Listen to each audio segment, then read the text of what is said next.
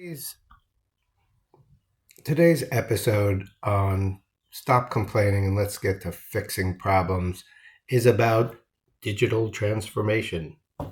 And I use that word like a lot of consultants do, expecting people to know what I mean by it. But what I find in the customer base that I serve, which is typically those customers who have grown to a certain size where they've recognized that they need to do something with their business to get it to the next level, or it's grown to a point where it's a little bit out of control and they know that there is inefficiencies that they can improve on. They hear a buzzword and many of them have bought some technology from somebody who is more interested in selling them technology than solving their problems. And then I get called in.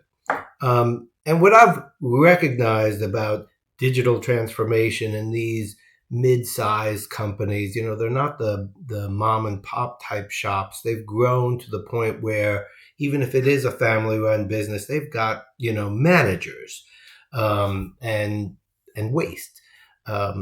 But these companies are not looking to be the next Uber transforming their industry, right? Their transformation is about themselves, or maybe to get a competitive edge in the market, or maybe they're facing a new competitive pressure, which is causing stress to their organization. So they're looking for process improvement using modern technology. And to some extent, that is what digital transformation is. Process improvement using modern technology. They're not looking to change the world. So we have to stop looking at digital transformation as you have to buy this particular software or that particular software.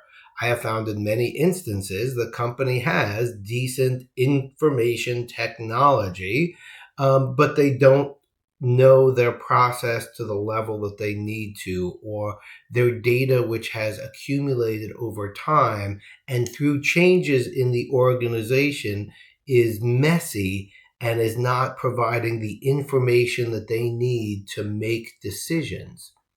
So when you're looking at your next digital transformation project, I would suggest that you start with your business process and make sure that you understand what the key capabilities are that you're trying to improve upon. And when I say capabilities, I'm not saying that I have to turn a screw this way. I'm saying that as a company, I have to be able to do this thing well.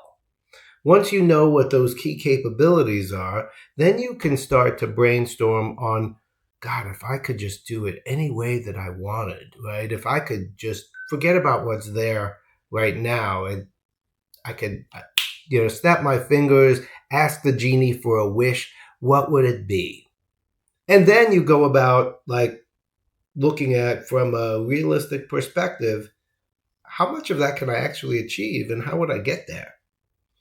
And use technologies such as cloud computing or artificial intelligence, or perhaps a new piece of software to replace the old software that you have.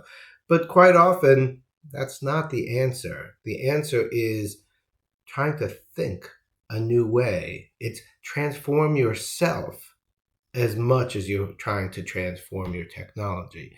Because if you put a new technology and try to do things the way that you've always done them, that is a recipe for all those complaints that you hear about. So hope I've given you some food for thought and food for your brain to exercise that curiosity, that creativity, and that imagination that leads to transformation. Have a great day.